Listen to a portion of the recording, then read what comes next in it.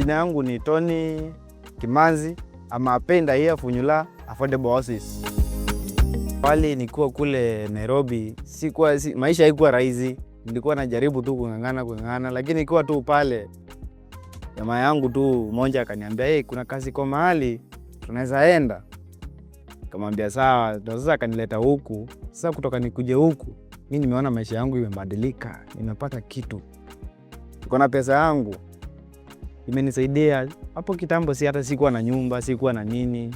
Maisha ilikuwa baya pale.